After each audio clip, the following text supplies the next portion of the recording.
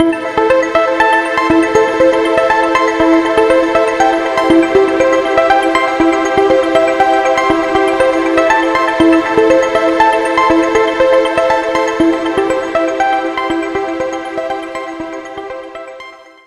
a dar lugar al primer acto de esta jornada que vamos a terminar y vamos a realizar como consecuencia del día de mañana, que es el Día Internacional de los Museos. Se trata, en definitiva, de poner en valor el museístico que tenemos en Manzanares.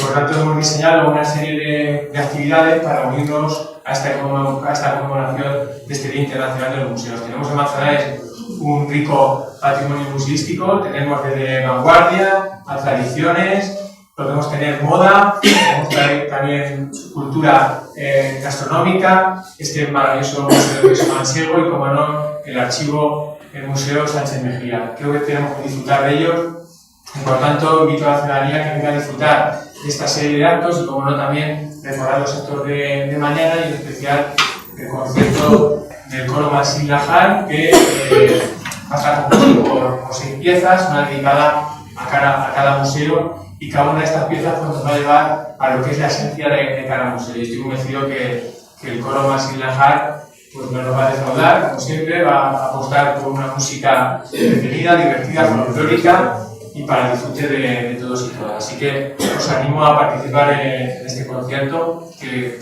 ya está siendo un éxito.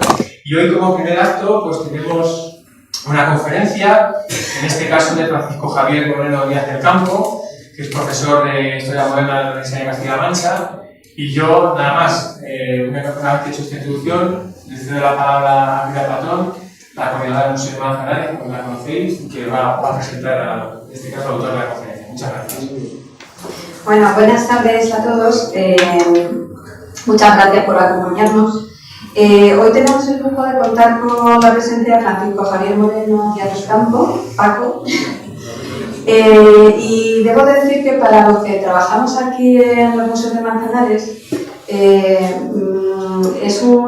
le tenemos especial ganas a esta conferencia porque cuando se inauguró el Molino Grande y empezamos a investigar, a empaparnos sobre la historia del molino, uno de los primeros documentos que encontramos, lo de Paco, que se hablaba de las disputas por el agua entre molineros y agricultores y hortelanos. Y nos daban mucha información, aparte de la gran de fuentes documentales que trabajó.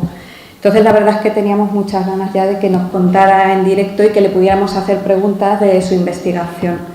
Ese artículo se publicó en una revista, en 2015, en la revista Agua y Territorio de la Universidad de Jaén, y se titulaba Agua para regar o agua para moler, la explotación del río Azuer durante la encomienda del segundo marqués de Velada en Manzanares, Ciudad Real, 1596-1616.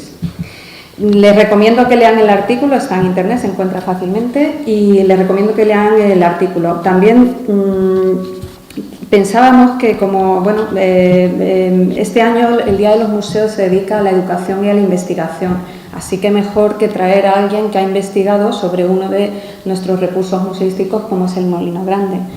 Y también quiero agradecer, porque también aquí hay personas del público que nos hicieron llegar, varias personas, o sea, imagínense el interés que despertó el artículo, que mucha gente nos vino con el artículo en la mano y nos dijo, oye, tenéis que leer esto, que es muy interesante. Así que muchísimas gracias. Voy a pasar ya a presentar a Francisco Javier. Es profesor de Historia Moderna en la Universidad de Castilla-La Mancha, como ha dicho Jesús. Es especialista en Historia Social y Económica y ha dedicado gran parte de su investigación al análisis de la historia agraria y ambiental de Castilla la Nueva. En este contexto ha centrado su atención en los recursos hídricos de la región histórica del Campo de Calatrava, especialmente en la cuenca del Guadiana y la antigua dehesa de Zacatena, actual Parque Nacional de las Tablas de Daimiel. Y ha trabajado sobre todo aspectos económicos, sociales y jurisdiccionales relacionados con el agua, para que veamos también la importancia que se le daba ya al agua en ese momento y la importancia que tiene ahora. También además se ha preocupado por el estudio tecnológico de los molinos de Ribera y por la evolución técnica y constructiva de esos edificios. Su otra línea de trabajo está consagrada al estudio de la minoría morisca castellana, especialmente en lo que tocan los aspectos religiosos y socioeconómicos. Es autor del libro Los moriscos de la Mancha, Sociedad, Economía y Formas de Vida de una minoría de la Castilla moderna. Y también sus investigaciones han derivado, entre otros, en el trabajo La monarquía hispánica y las minorías, élites, poder e instituciones, una obra colectiva, y Pintando al converso, la imagen del morisco en la península ibérica, 1492-1614. Libro escrito en colaboración con Borja Franco Llopis, con el que también codirige un proyecto de investigación nacional llamado Antes del orientalismo, figuras de la alteridad en el Mediterráneo de la Edad Moderna, del enemigo interno a la amenaza turca. No voy a hablar más de su trayectoria porque no terminaríamos y yo creo que lo interesante aquí es escucharle a él. Así que nada, damos paso a Francisco Moreno Díaz para que nos hable de lo que pasó en nuestra zona y con nuestras aguas hace ya varios siglos. Así que nada, adelante. Bien, pues, ¿se oye bien? Sí, ¿no? Vale. Bueno, buenas tardes a todos. Antes de comenzar, como es preceptivo, pero no menos obligatorio y además sentido, pues me gustaría dar las gracias al Ayuntamiento de Manzanares por el hecho de que me hayan permitido formar parte de las actividades que han organizado con motivo del Día de los Museos. Además, creo que es de justicia y quiero que ese agradecimiento también se haga extensible a Gloria Patón, a la que me gustaría, bueno, pues reconocer no solo su amable invitación, sino también su trabajo, su gran trabajo y su buen hacer en la coordinación de esta actividad y en la coordinación del Día de los Museos hoy. Y a todos ustedes por venir a escucharme esta tarde. Veo caras conocidas, he hablado con caras conocidas y bueno, pues les agradezco muchísimo que hayan, en una tarde de viernes, hayan venido a pasar este rato conmigo, en el que espero bueno, pues enseñarles algo. Me van a permitir que antes de empezar les haga una pequeña confidencia, aunque Gloria ya ha dicho algo al respecto. Cuando Gloria me propuso participar en el acto, lo hizo con una premisa clara. Me llamó, bueno, hola, pues soy Gloria, hola, pues encantado. Conocemos el artículo que publicaste en 2015. Hay mucha gente de Manzanares que lo ha leído, pero queremos que nos lo cuentes. Fue así, más o menos, ¿no? Resumiendo. Lo cierto es que la propuesta me gustó, pero no terminaba de entenderla. Y me explico.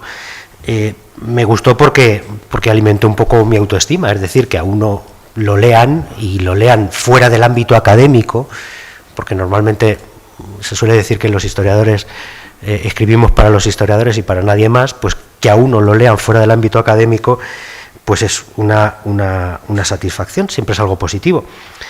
Pero no terminaba de comprenderlo. ¿Por qué explicar algo que ya la gente sabe? Y ahí me empezó a generar nervios la preparación de la conferencia. Sin embargo, pocos días después, hablando con mis alumnos en clase, comprendí por qué hacía falta hacer ese ejercicio de contar el artículo a pesar de que ya está escrito y a pesar de que ya muchos de ustedes lo pueden conocer. Y lo hice, ya digo, discutiendo, hablando con mis alumnos acerca de la necesidad de que los historiadores acerquemos nuestro trabajo a la sociedad y no dejemos que sean otros quienes cuenten la historia de segunda mano o aprovechando el trabajo previo que hemos hecho los historiadores. Porque me van a permitir una pequeña confidencia. A mí me gusta mucho la mecánica, pero no me meto a arreglar un coche. No me atrevo a arreglar un coche. Igual que me puede gustar mucho la física cuántica, pero no opino de física cuántica porque no sé de física cuántica. Entonces, en ese sentido, creo que la propuesta de Gloria venía muy al caso, además en un día en el que hablamos de investigación y de museos, y que, bueno, pues en cierta medida también puede servir para poner en valor el trabajo previo de los historiadores. Así que sí, tengo que darle las gracias a Gloria y al Ayuntamiento por dar voz a los historiadores y por permitirme, que les acerque mi trabajo pues a lo largo de de lo que ahora está de moda decir como que es labor de transferencia, que simplemente en Román Paladino es contar lo que hacemos fuera de las aulas. Así que sí, muchas gracias al Ayuntamiento, a Gloria, muchas gracias a ustedes, y también a ustedes les pido disculpas anticipadas por si lo que les voy a contar les resulta reiterativo o por si encuentran alguna carencia en mis explicaciones. Me van a permitir que articule mi exposición como si estuviésemos en un pequeño teatro y que represente la obra de teatro de hoy, haciendo una pequeña introducción con sus actos, con un pequeño epílogo y con unas conclusiones finales. No se asusten, se trata solo de un pequeño juego dialéctico en el que he tratado de organizar los aspectos principales de la conferencia. Hace 3/4 de siglo, aproximadamente en 1949, un historiador francés, al que tienen en pantalla, llamado Fernand Braudel, escribió un libro titulado El Mediterráneo y el mundo mediterráneo en tiempos de Felipe II. El protagonista de ese libro, que es un clásico obligatorio para los alumnos de historia, y aquí hay algún alumno de historia que seguro que lo ha leído, ya les digo, el protagonista de ese libro no es un hombre, no es Felipe II, no son las gentes que vivieron en el Mediterráneo, sino que el protagonista de ese libro es un mar, es el Mediterráneo. Todo en el libro se articula en torno al Mediterráneo. Está muy lejos de mi intención emular a Braudel, nada más lejos de mi intención que parecerme a Fernand Braudel, pero en cierto modo creo que lo que vamos a ver esta tarde tiene algunos parecidos con la intención primigenia de este historiador francés, porque la idea con la que parto hoy es que nos vayamos de aquí teniendo en cuenta que el protagonista que ha guiado mi exposición y que ha guiado la vida de muchos de ustedes hasta no hace tanto ha sido precisamente el río Azuer. Hoy vamos a hablar de un río, vamos a hablar de personas, vamos a hablar de instituciones, vamos a hablar de la encomienda, vamos a hablar del Marqués de Velada, vamos a hablar de Fernández Rabadán, que era el dueño de uno de los molinos del pueblo, vamos a hablar de otros molinos del pueblo, vamos a hablar de infraestructura, vamos a hablar de tribunales, vamos a hablar de Membrilla, vamos a hablar de La Solana, vamos a hablar de Manzanares, vamos a hablar de Daimiel, pero sobre todo vamos a hablar del Azuer. El Azuer va a ser el telón de fondo de nuestra exposición. ¿De qué vamos a hablar? De su naturaleza, de sus aguas, de su personalidad como río. Me van a permitir que le dé características humanas a un río, porque a veces el Azuer se comportó como una persona, a veces tímido, a veces rebelde, a veces caprichoso, haciendo que además las personas que vivían a su alrededor se comportaran intentando responder a la propia personalidad del Azuer, porque el Azuer confirió personalidad a las gentes que vivieron en el Azuer, del Azuer, junto al Azuer o contra el Azuer, que también hubo gente que vivió contra el Azuer. Comencemos con el río. El río Azuer es, ahí lo tienen, un curso modesto, un río modesto. A mí me gusta definirlo como el hermano pequeño del Guadiana, o como uno de los hermanos pequeños del Guadiana, porque también está el Jabalón, por ejemplo. Su hermano mayor, o el hermano mayor de todos los hermanos del Guadiana, sería el Cihuela, pero bueno, el Azuer es el hermano pequeño. Y lo cierto es que ya en la Edad Moderna se tenía conciencia de esa situación específica del Azuer.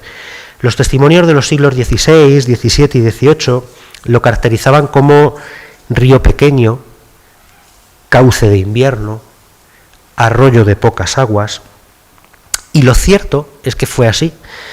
hasta que, al menos hasta que a finales de los años 80, las aguas del Azuer quedaron retenidas no muy lejos de aquí, aguas arriba, ya saben ustedes dónde, privando a los que están aguas abajo de esa presa de la riqueza del Azuer, pero dando vida a su vez a las gentes que pueden seguir hoy en día alimentándose de las aguas del Azuer. Esa modestia del Azuer, esa pequeñez entre comillas, no enmascara otra realidad, y es que el Azuer, o el Azuel, como se llamaba en la Edad Moderna y como aparece en la documentación de la Edad Moderna, tuvo una importancia objetiva, una importancia manifiesta en el desarrollo de la comarca, en el desarrollo del campo de Montiel, pero también de parte del campo de Calatrava. Ahora reflexionaremos sobre esto. Y de una u otra forma, el Azuer siempre ha estado ligado al desarrollo de las diferentes civilizaciones que han poblado esta tierra, que han poblado La Mancha. Estuvo ligado en la Edad del Bronce con la cultura de las motillas, ahí tienen una imagen. Lo hizo en la Edad Media, siendo, por ejemplo, el punto de referencia para el establecimiento y la consolidación de la encomienda y después aldea de Moratalaz, que está también muy cerca de aquí, que seguro que todos los que están aquí conocen. Lo hizo en el siglo XIX, inundando las calles de los pueblos por los que pasaba. Les he traído la imagen de un monolito que se levantó en 1861 a las afueras de Daimiel, conmemorando el levantamiento de un dique para salvar las crecidas del Azuer. Hace unos minutos hablaba con el concejal que después, en 2010, tuvieron que levantar un dique a 200 metros más lejos de este para intentar volver a salvar otro capricho del Azuer. Y lo hizo, lo ha hecho en los últimos decenios, en los últimos 40 o 50 años. Aquí tienen el embalse de Puerto de Vallehermoso, y lo hizo finalmente, y como espero poder demostrarles a lo largo de la tarde, o confirmarles, porque en realidad, como digo, muchas de las cosas que voy a decir ya conocerán, lo hizo a lo largo de la Edad Moderna. El cauce del Azuer atraviesa el campo de Montiel de este a oeste, se adentra en los límites suroccidentales del campo. Vamos a ver si me apaño con el puntero. Vale. Se adentra en los límites suroccidentales de la Mancha por Daimiel, y desemboca en el Guadiana, como a unos 12-14 kilómetros de Daimiel, en lo que hoy conocemos como Parque Nacional de las Tablas de Daimiel, que en la época, o hasta el siglo XIX, era la Real Dehesa de Zacatena. Tiene en total, ya lo saben ustedes, unos 90 kilómetros. Es un río, no es el Tajo, no es el Guadiana, evidentemente, pero es un río relativamente largo. La geografía moderna admite que el río tiene su origen, actualmente la geografía moderna admite que el río tiene su origen en el término municipal de Villahermosa, pero en el siglo XVI la cuestión de su nacimiento suscitó cierta controversia. Había dos teorías, y me estoy refiriendo principalmente a los testimonios que daban los vecinos de los diferentes pueblos a los que Felipe II preguntó con motivo de la redacción de las relaciones topográficas. Había dos teorías que básicamente se pueden resumir o que básicamente se pueden asociar a la personalidad y al lugar de aquellos que respondían a la pregunta formulada por el rey. La primera gran toma de postura era la que decía que el Azuer nacía en Villahermosa y que el Tortillo y el Cañamares eran dos afluentes del río que junto a la Alhambra, ahí lo tienen también, junto a la Alhambra, pues alimentaban al Azuer y configuraban en ese tramo inicial la personalidad del río. Y la otra teoría, otros autores, sobre todo los que vivían en la parte más suroriental del río, afirmaban que estos tres ríos, el Tortillo, el Salido y el Carrizosa, eran tres ríos independientes que, al unirse justo en ese puente, pues daban ya lugar al Azuer. Sea cual sea, en realidad unos y otros estaban defendiendo la misma teoría, y es que el Azuer, bueno, pues nace de la confluencia de diversas aguas.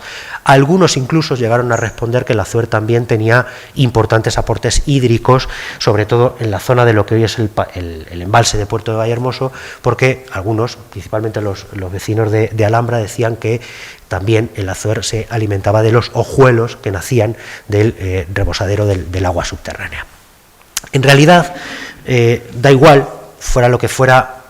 Me he retrotraído a las teorías para que vean que no hay nada absoluto en la historia, pero lo importante es que hay que tener en cuenta que en la Edad Moderna las aguas del Azuer articularon toda la comarca, incluso más allá de Manzanares, porque, como les he dicho antes, las aguas del Azuer nutrían la dehesa de Zacatena y daban personalidad a uno de los enclaves más privilegiados y más ricos, y más privilegiados por la propia corona, como fue la dehesa de Zacatena, hoy el actual Parque Nacional de las Tablas de Daimiel. Por eso el río, las aguas, la riqueza del río, la riqueza que se derivaba de todas esas aguas, son o fueron protagonistas de enfrentamientos constantes, de luchas constantes durante el antiguo régimen.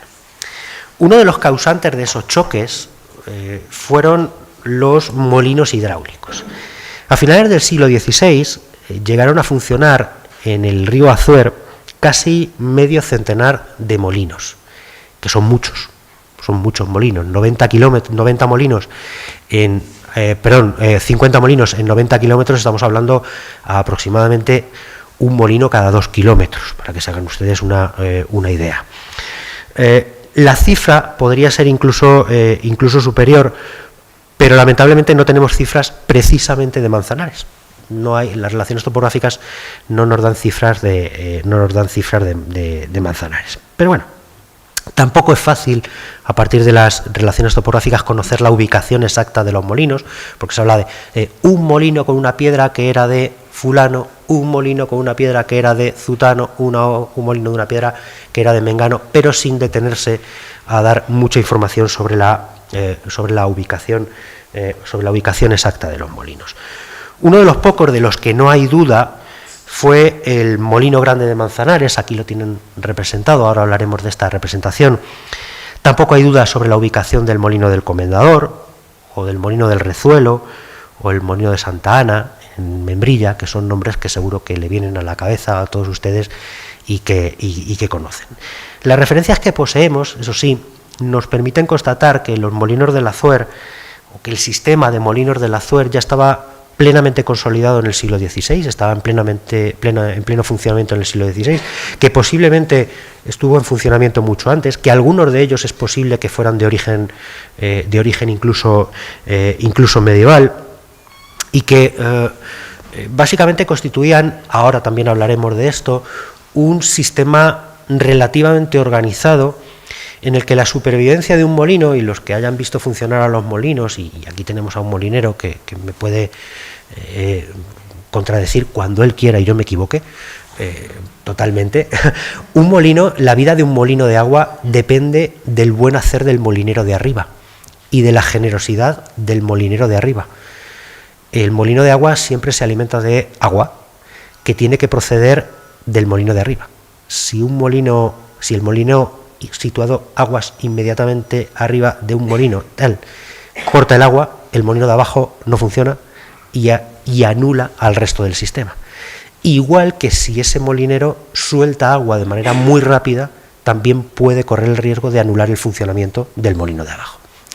Por eso los principales reguladores y los principales vigilantes del funcionamiento del sistema de molinos de cualquier río, del Azuer, hablamos esta tarde, pero de cualquier río que tuviera molinos hidráulicos, no eran las autoridades, que sí, no eran los vecinos, que también, sino que sobre todo eran los molineros, que eran los que sabían cómo vivir con el río y vivir del río.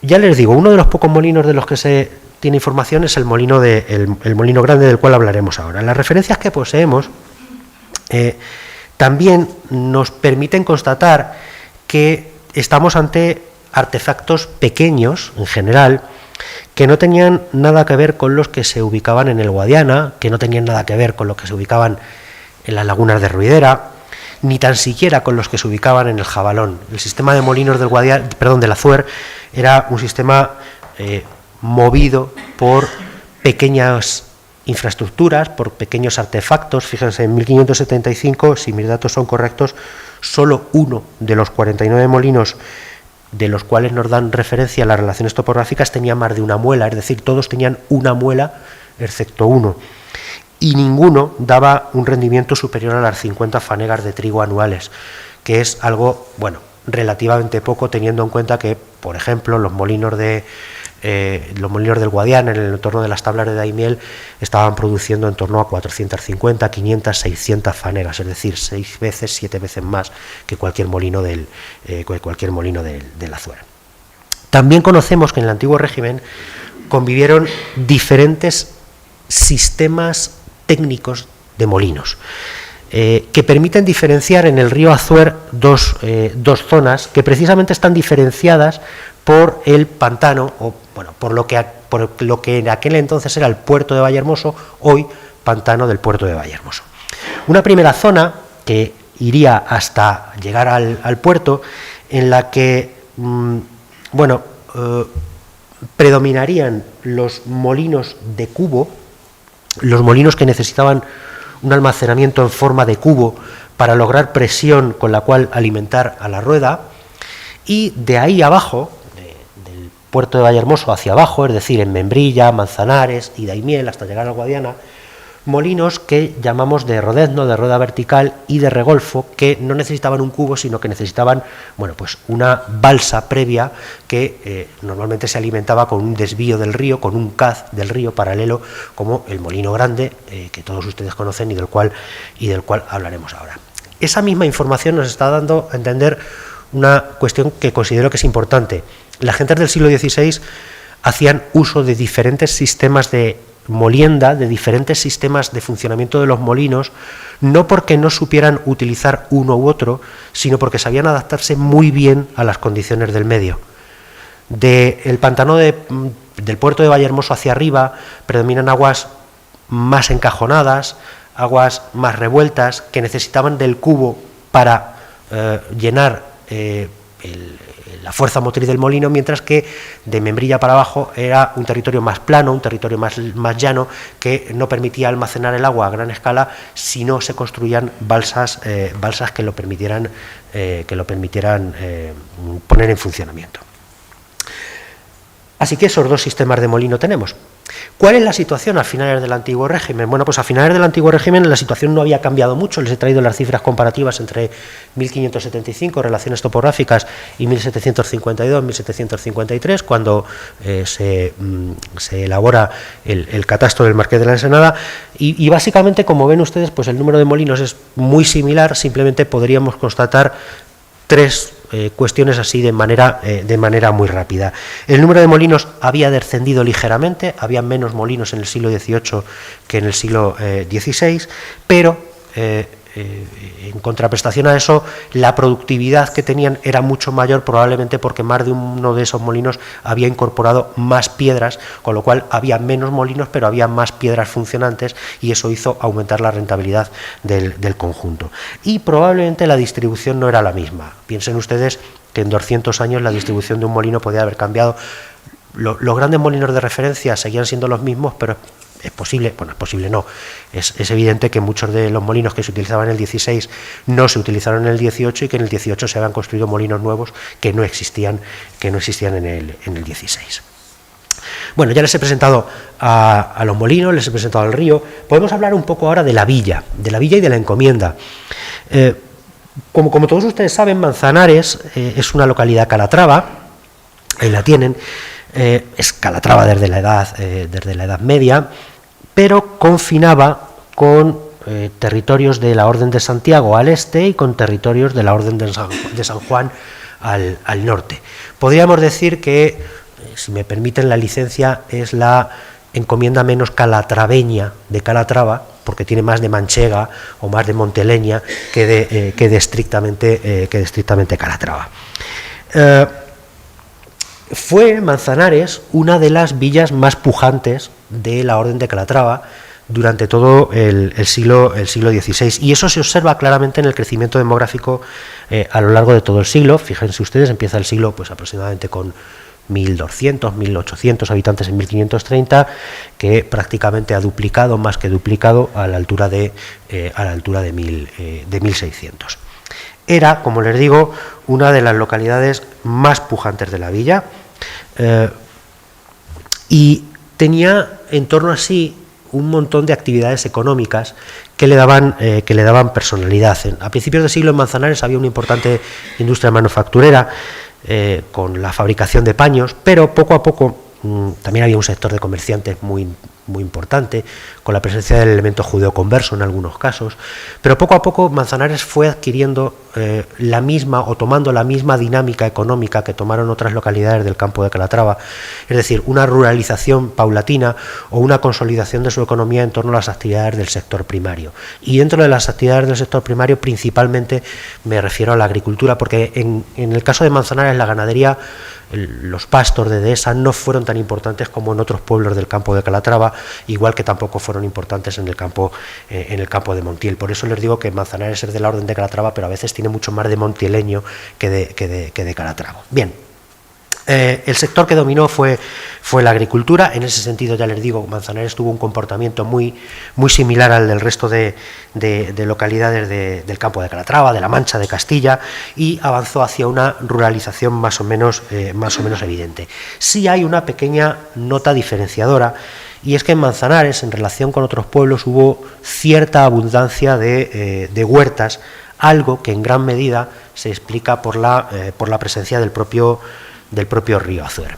Y eso, y el relativo peso de la ganadería, se lo decía antes, y el avance de las roturaciones, la privatización de territorios que antes eran comunales, que eran de aprovechamiento de todo el pueblo, el abandono de esa propiedad comunal, hicieron que, como dice el profesor López Salazar, la villa de Manzanares alcanzara o tuviera a principios o a mediados del siglo XVI los ingredientes necesarios para tener una economía de corte, no sé si capitalista, pero sí protocapitalista. ¿Y cuáles fueron esos elementos? Bueno, pues esos elementos fueron principalmente pues una especialización del cultivo cerealístico, dado sobre todo por el terreno especialmente llano, una pequeña zona de huertas junto al Azuer y una producción muy orientada no solo al mercado local, sino también a satisfacer las necesidades del mercado comarcal.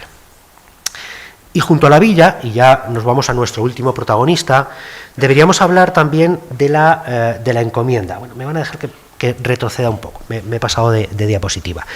¿Qué es una encomienda? Una encomienda es una unidad administrativa de origen medieval, perteneciente a las órdenes militares, que se corresponde con un territorio y con unos derechos jurisdiccionales, con un señorío jurisdiccional asociado a ese territorio.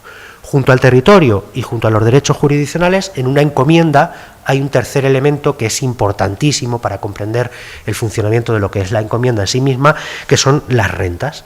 Una encomienda lleva asociadas unas rentas con las cuales en principio se pretendía satisfacer las necesidades del comendador. ¿Y a qué se dedicaba ese comendador? Bueno, pues el comendador se dedicaba en todas las encomiendas de cualquier orden militar, Calatrava, Santiago, Alcántara, San Juan, cualquier otra orden militar extranjera, la de Avis en Portugal, la del Temple en Jerusalén.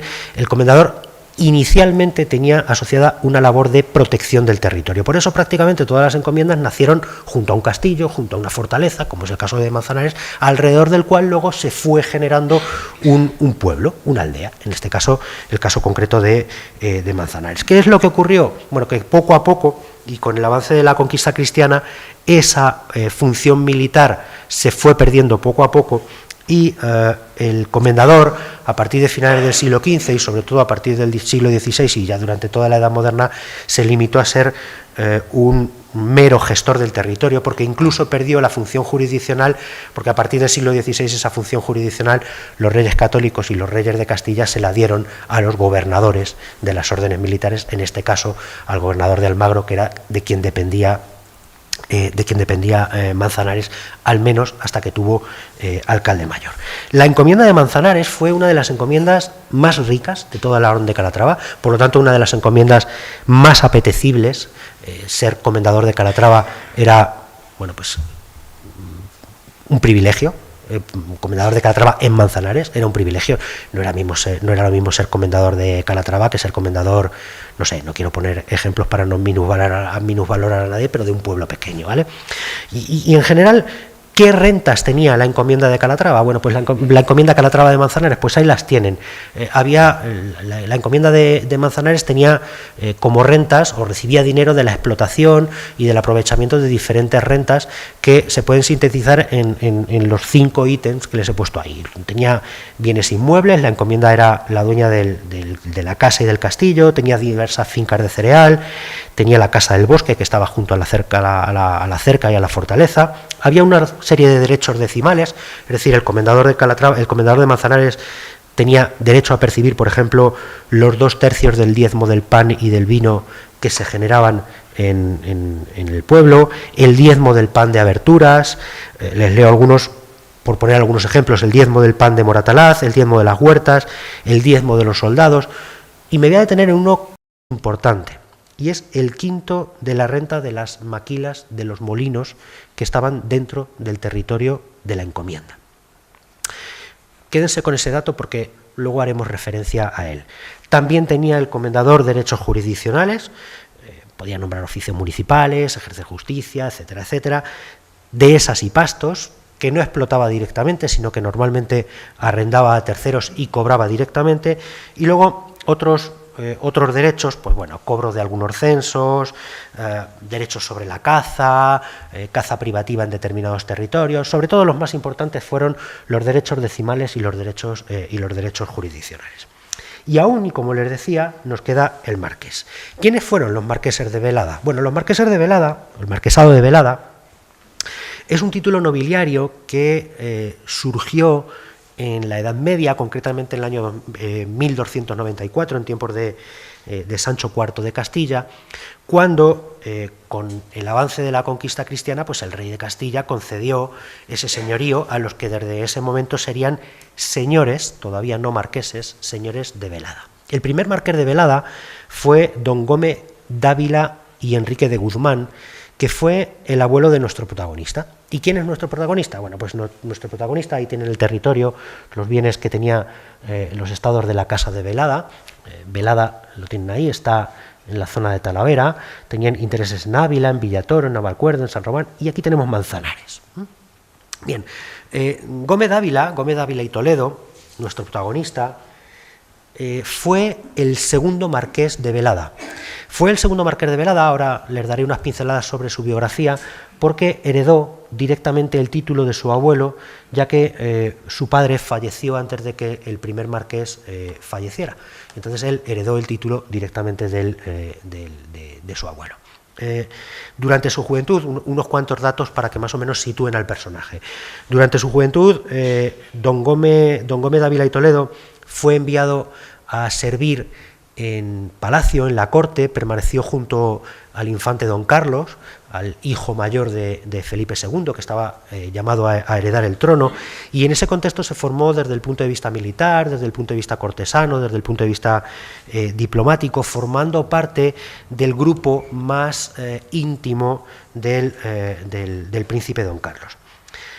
Como les decía antes, alcanzó la titularidad del marquesado en 1561, ya como segundo marqués, heredando a su abuelo, porque como les decía también, su padre falleció en 1546, y años después se produjo su primera caída en desgracia en la corte. Su primera caída en desgracia en la corte llegó en 1568, cuando el infante don Carlos falleció, y en la corte entró otro partido cortesano, otro grupo de presión que marginó a los antiguos amigos del príncipe don Carlos.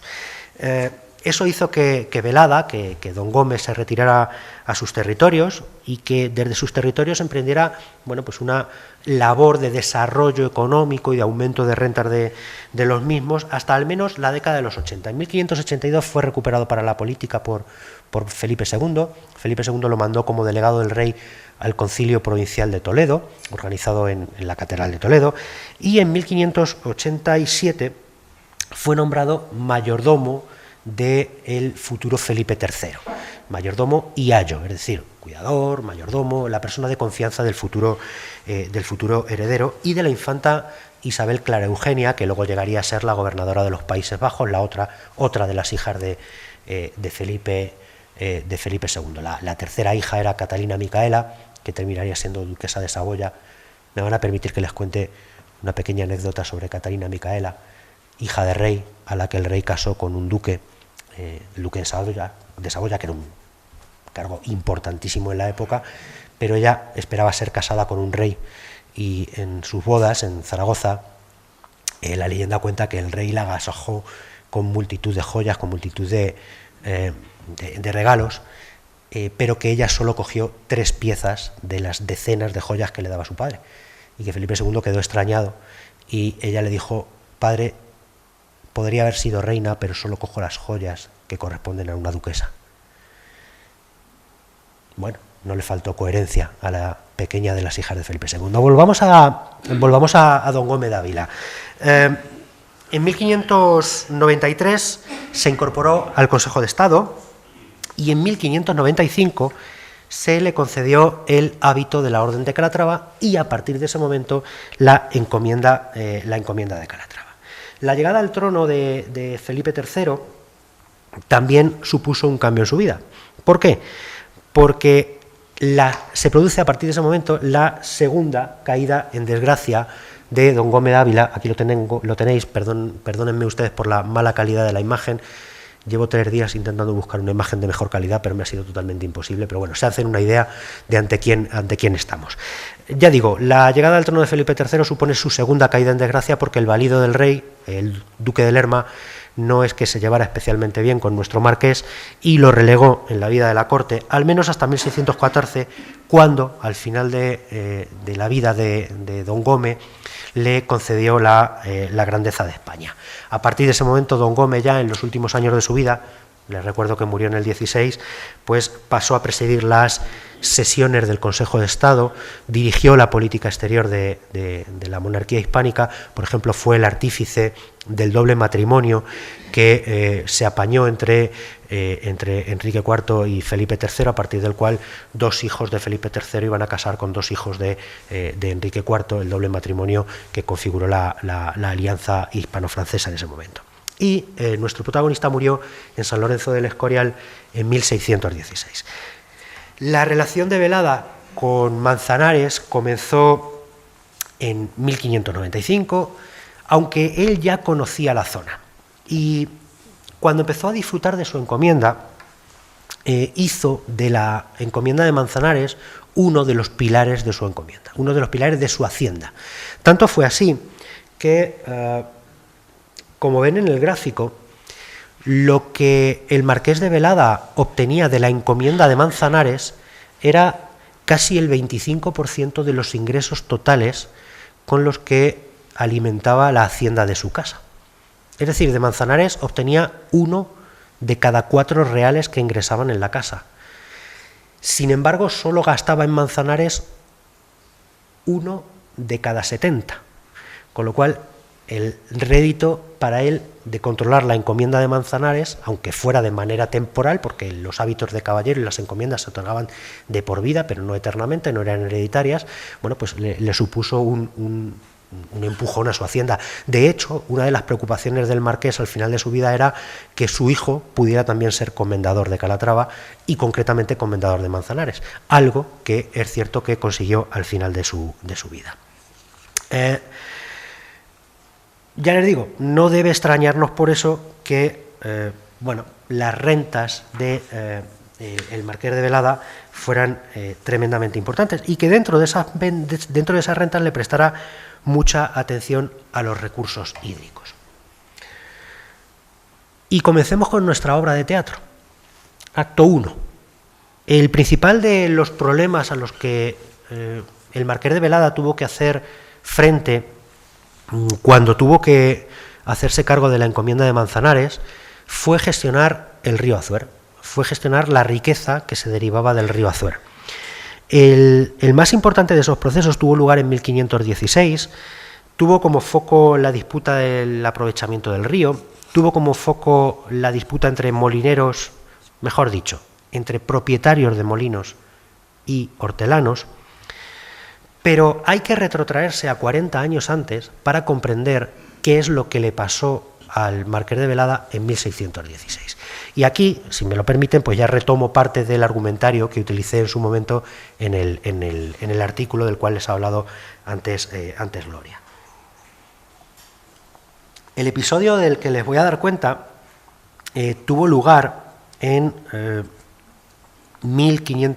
a partir de 1576, 1577, y da cuenta de una constante habitual no solo en el río Azuer, también en el Jabalón, también en el Guadiana, también en el Tajo, también en el Pisuerga, también, que es el enfrentamiento entre actores que aspiran a monopolizar el control del río y el control del agua.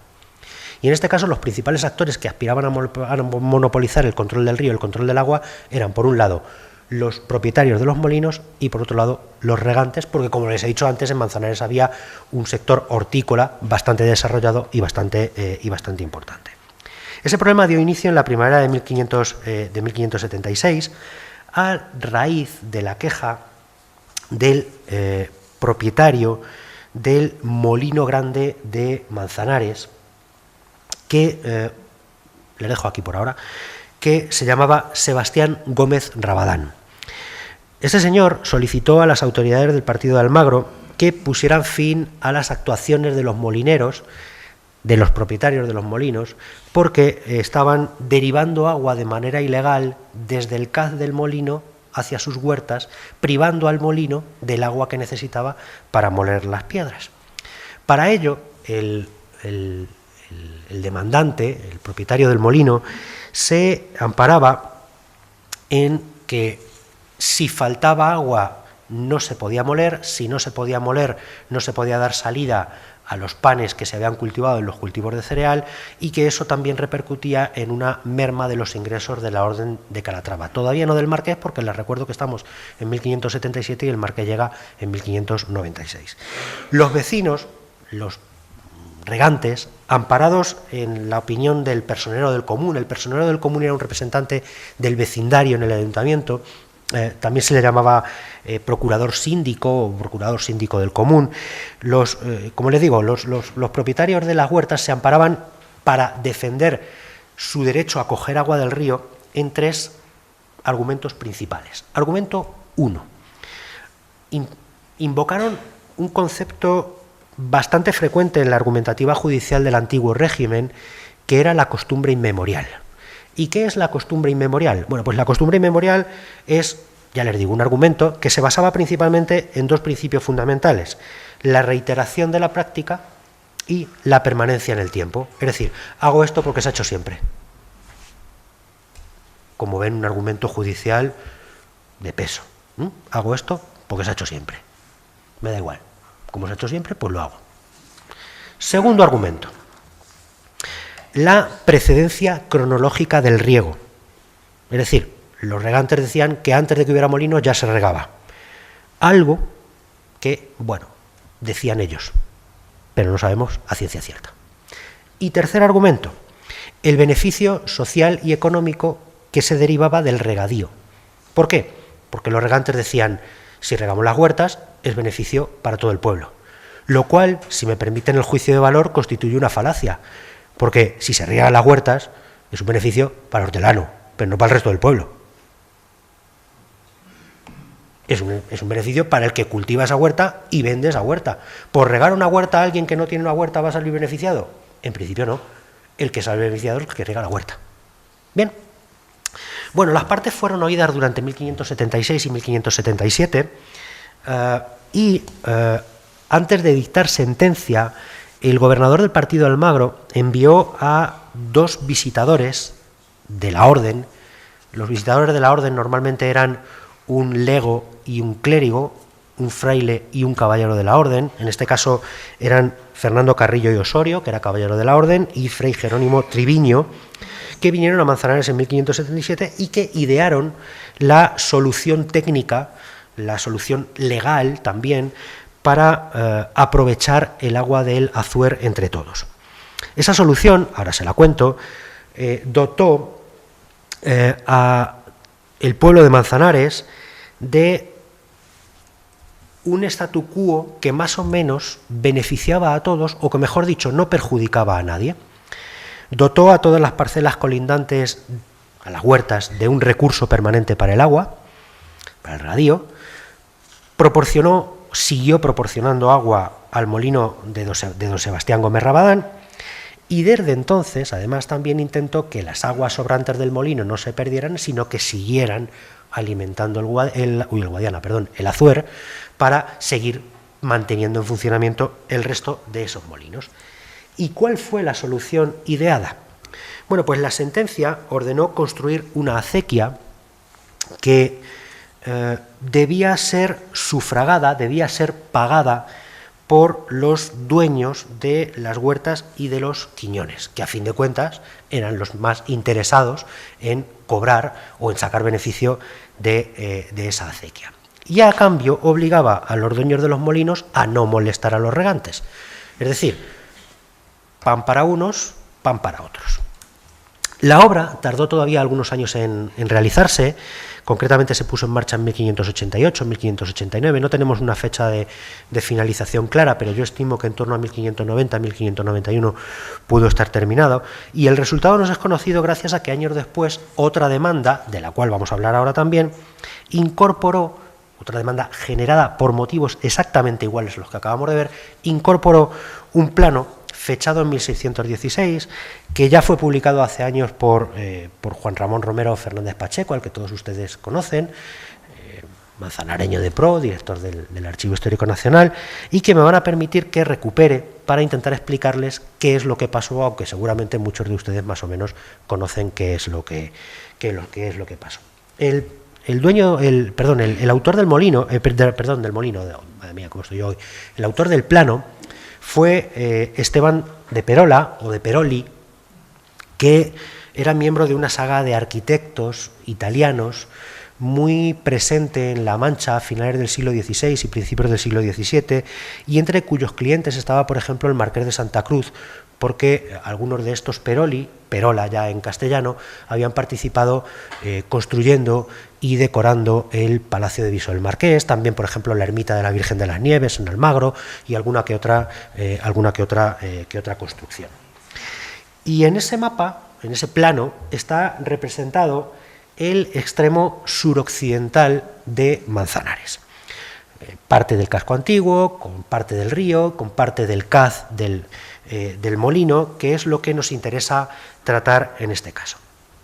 Y es por el dibujo por lo que podemos conocer la situación del río, no solo en 1616, que fue cuando se elaboró, sino también el resultado de la obra que se ejecutó en 1588, en 1590, más de 20 años antes, que fue la construcción de lo que yo he denominado la acequia del Azuer. La acequia del Azuer tenía 4 elementos principales, 4 grandes puntos de referencia, que son los que voy a intentar explicarles a partir de este momento. Con la letra A, no lo ven ustedes, yo les he puesto la letra A más grande para que la vean, pero está ahí, créanme, tendrán que hacer un pequeño acto de fe, pero yo les digo que no les miento. Con la letra A, aguas arriba, antes incluso de que el cauce llegase a los límites de la población, había un primer ladrón que robaba agua del río, a través del cual se desviaba agua del río, por aquí. ¿Ven el río? Se desviaba agua del río por aquí.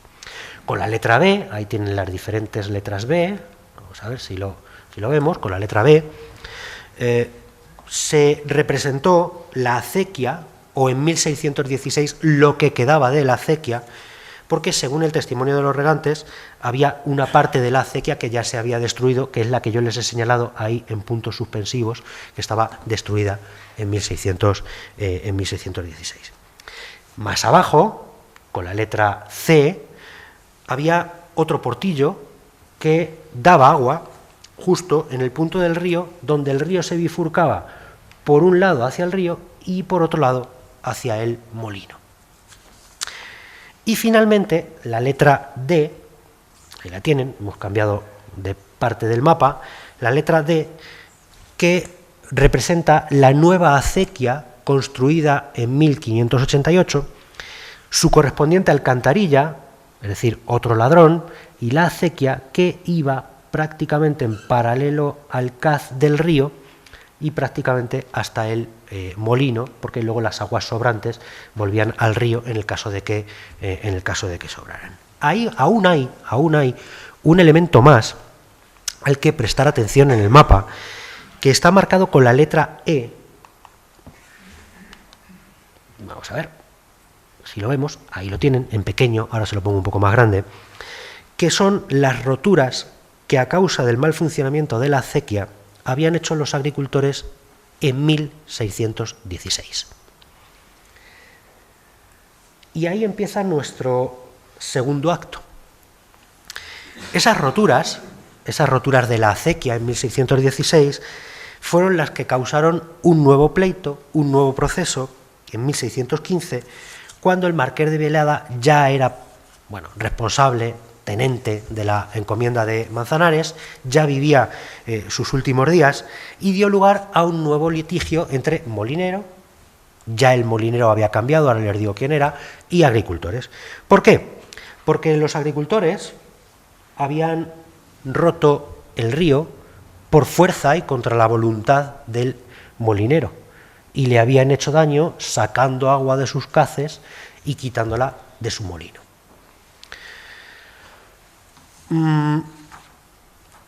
¿Cómo habían roto el caz?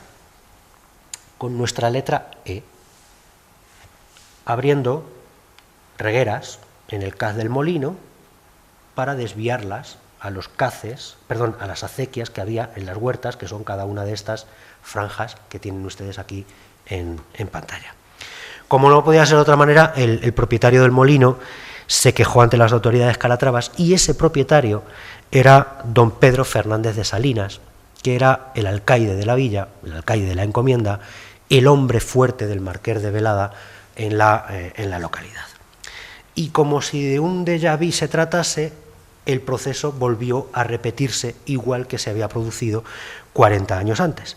Los agricultores defendieron su derecho a regar, a utilizar las aguas del Azuer, mientras que el molinero, el propietario del molino, se quejaba de los cortes de agua porque los cortes de agua minaban la capacidad productiva de las piedras y contravenían la sentencia de 1577, y como además era el hombre fuerte del marqués de Velada, decía y quita rentas al marqués de Velada. Y aquí fue donde el marqués de Velada decidió intervenir. ¿Pero qué es lo que había pasado? Bueno, pues en algún momento entre 1588 y 1616 le podríamos preguntar al río qué es lo que hizo. Y lo que hizo el río en algún momento entre 1588 y 1616 es hacer alguna de esas pequeñas travesuras que hace el río Azuer de vez en cuando, que es desbordarse. Y en uno de esos desbordamientos lo que hizo el río Azuer fue destrozar las acequias que se habían construido en 1596.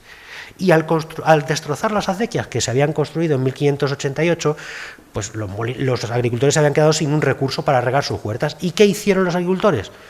Pues coger la calle de en medio, como se suele decir en nuestra tierra, en La Mancha, pinchar el río por donde ellos creyeron más conveniente, en lugar de respetar el origen de el sistema que se había ideado unos años antes.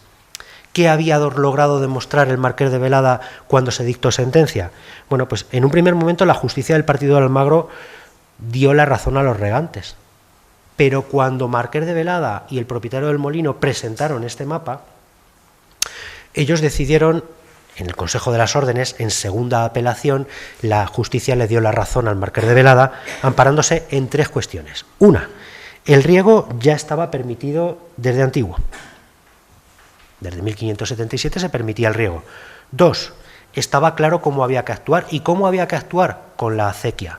Tres, no tenía sentido romper el caz porque en teoría existía una acequia para regar. ¿Pero qué había demostrado Velada? Pues Velada había demostrado tanto la desidia como la mala fe de los agricultores. ¿Por qué? Porque los agricultores, en lugar de arreglar la acequia y volverse a gastar el dinero, lo que decidieron fue obviar la acequia, no decir en Almagro, en el tribunal de Almagro, que la acequia existía, intentar engañar al tribunal y justificar que ellos habían pinchado el río porque era la mejor manera de obtener agua. Cuando Velada, con ayuda de Perola, presentó el plano y en Madrid vieron que debía haber una acequia que no existía porque los agricultores no habían arreglado la acequia, en el Consejo de las Órdenes Militares, que era el tribunal de última instancia, dieron la razón a Velada. Y condenaron a los agricultores a reestructurar la acequia, a ponerla en funcionamiento tal y como había estado hasta ese momento. Y así llegamos al acto 3, al final de nuestra pequeña obra de teatro. Aparte de lo que hemos visto, y para optimizar el rendimiento económico de la encomienda de Manzanares, Velada también desarrolló una intensísima actividad en los tribunales. Los choques fueron con todos. Tuvo choques con los vecinos de Manzanares, fueron evidentes. ¿Por qué? Porque si don Gómez pensaba que a los vecinos de Manzanares se le podía ganar en los tribunales para obtener más rendimiento económico de la encomienda, pues iba a los tribunales porque él defendía sus intereses. Sin embargo, donde el marqués tuvo más empeño y donde mostró más empeño fue a la hora de pleitear contra los vecinos de otras villas. ¿Por qué? Bueno, en especial contra los vecinos de Membrilla, en especial contra los vecinos de Alhambra, contra los vecinos de La Solana, a los que siempre acusó de lo que venimos hablando constantemente en este rato que llevamos, de derivar agua de manera ilegal del Azuero. Hubo varios procesos judiciales, pero, repito, el objetivo principal siempre fue aumentar las rentas. Y a este respecto me permito recordarles algo que les he dicho que retuvieran en la memoria. ¿Por qué pleitear contra otros molineros que no son de la encomienda o que no tocan directamente a él? Bueno, porque si los molinos no funcionan bien, el comendador no obtiene todo el beneficio económico de ese quinto de las maquilas al que tenía derecho. No es lo mismo moler 10 kilos que moler 100 kilos. Y 100 kilos se tenían que moler si el molino tenía más agua. Si los vecinos de Membrilla y de La Solana privaban de agua a los molinos de Manzanares, la capacidad productiva de los molinos de Manzanares se veía resentida y, por lo tanto, lo que se veía resentida era la capacidad de cobrar impuestos por parte del comendador. De ahí que acudiera a los tribunales. Por lo tanto, no estaba en juego la posesión de los molinos, sino que lo que estaba en juego era la rentabilidad de los molinos. Y se organizó una nueva visita desde Madrid, y la nueva visita desde Madrid constató varias cosas. Primera cosa, creo que les tengo por aquí. Primera cosa, Velada llevaba razón. El uso que los molineros del Azuer, especialmente desde Manzanares hacia arriba, estaban haciendo uso, el uso que estaban haciendo los molineros del agua era un uso ineficaz. Estaban dejando perder agua a raudales. Tenían un mal mantenimiento de sus molinos. Los caces perdían agua, las regueras tenían fugas. Cuando el agua pasaba por un molino, los molineros no se preocupaban de que el agua volviera al río, sino que la soltaban, allí donde les pareciera. Es decir, Velada, un hombre tremendamente implicado en obtener un beneficio económico de la naturaleza, veía cómo se estaba desperdiciando un recurso que se podía perder. De ahí el título de nuestro tercer acto: Agua pasada no muele molinos. Bien, también los visitadores constataron que la disposición de los molinos no era la más adecuada, incluso propusieron destruir alguno y construir otro nuevo en algún emplazamiento mejor. En general, constataron un desgobierno de las aguas del Azuero. Y finalmente, también constataron que el río Azuero era un río revoltoso y que había que tratar de ponerlo en vereda, nunca mejor dicho. Y se propuso un plan, las famosas ordenanzas del Azuer de 1615-1616, a través de las cuales se pretendió regular la vida del río de principio a fin. ¿Cómo? Bueno, pues marcando cuál tenía que ser el papel de cada uno de los actores implicados en la vida del río. A los molineros, por ejemplo, les explicó o les obligó a ensanchar los caces, a reforzar las azudas, a respetar la corriente del río, en definitiva, a sostener el sistema.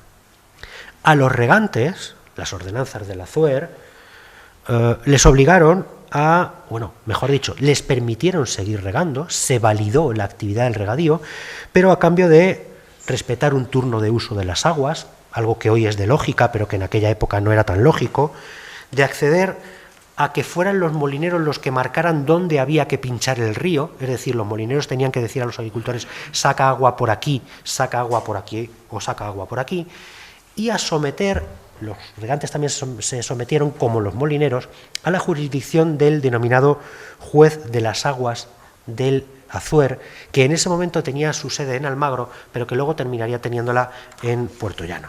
Las ordenanzas del Azuer, que lo que pretendían era hacer las condiciones necesarias para su conservación, también implicaron a los ganaderos. Se marcó un sitio específico para que los dueños de los ganados abrevaran en el río y no contaminaran el río. Incluso se obligó a los concejos a mantener en pie y en buen funcionamiento y en buen estado de conservación los puentes, los caminos, las veredas. Incluso hubo una actuación de corte protoambientalista, si me lo permiten, y es que se propuso plantar árboles a lo largo de toda la ribera del río Azuer, algo que a la altura de 2024 todavía creo que no hemos conseguido en prácticamente ninguno de los pueblos que rodean el Azuer. En lo sucesivo, las reglas estuvieron claras. En lo sucesivo todo el mundo sabía a lo que atenerse, pero los inconvenientes no cesaron, y permítanme que termine ya de manera un poco más rápida. Les he traído algunos ejemplos y me van a permitir que salte un siglo adelante, hasta finales del siglo XVIII, que les avance algo de la investigación que estoy desarrollando ahora, que ya se sale de lo que sale en el artículo, porque los mismos problemas que hemos visto en el XVI y en el XVII se volvieron a repetir en el XVIII. Fíjense, muy rápido, en 2 minutos, no quiero aburrirles ni entretenerles mucho más. En el siglo XVIII se constataron robos de aguas como los de doña Antonia Márquez, una vecina de Manzanares, que en 1716 reclamó al Consejo de las Órdenes que ratificara su derecho a hacer uso de las aguas del Azuer para regar sus quiñones, porque los molineros se la estaban cortando. Ejemplo calcado a los que hemos visto en el siglo XVI. O el caso de Catalina de Buenache en 1765, otra vecina de Manzanares, que también se las vio con las autoridades de Membrilla y los molineros de Membrilla, porque los molineros de Membrilla no permitían que ella sacase agua para regar sus hortalizas.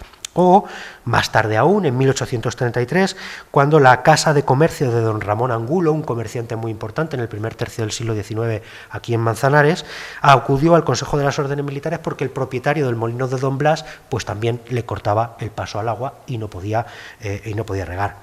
También hubo en el siglo XVIII pleitos por el incorrecto mantenimiento de las acequias. Por ejemplo, en 1803 el alcalde mayor de Manzanares tuvo que reclamar a ciertos vecinos de Manzanares que arreglaran las acequias, que las mantuvieran en correcto orden de funcionamiento, porque se estaba perdiendo una cantidad de agua que prácticamente llegaba al pueblo.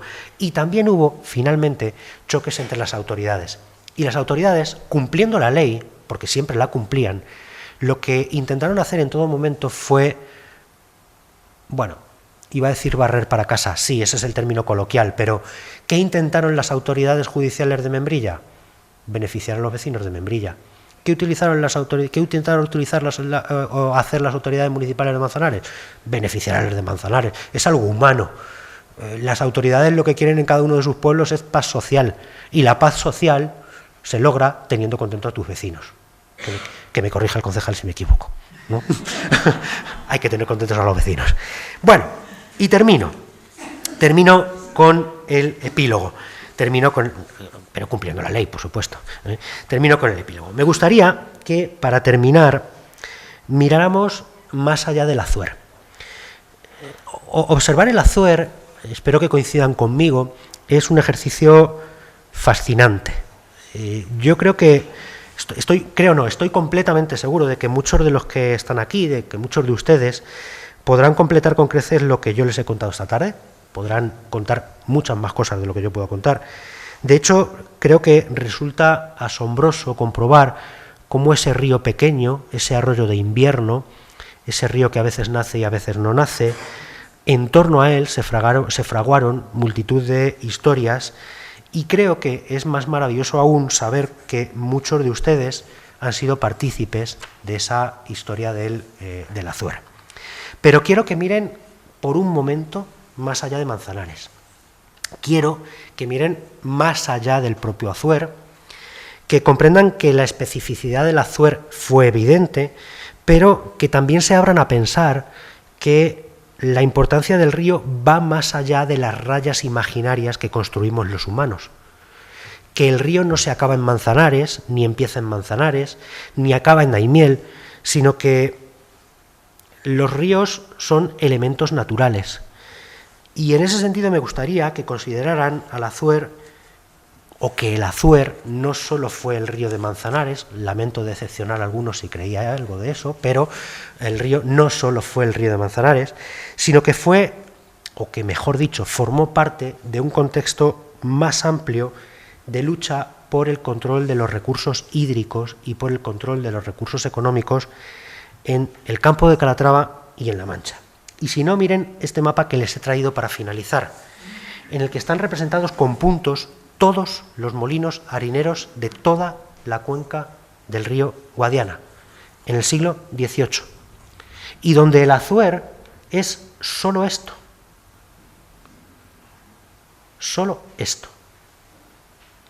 parte de un sistema mucho más amplio que termina en Luciana, que termina en Piedrabuena, que empieza en Cuenca, que atraviesa toda La Mancha, que atraviesa todo el campo de Calatrava, que atraviesa todo el campo de Montiel, y que formó parte o dio lugar a un sistema social, económico, productivo y político-administrativo en el que el agua fue, no sé si el factor más importante, pero un factor muy a tener en cuenta, no solo en el pasado, sino incluso en nuestro presente. Muchas gracias.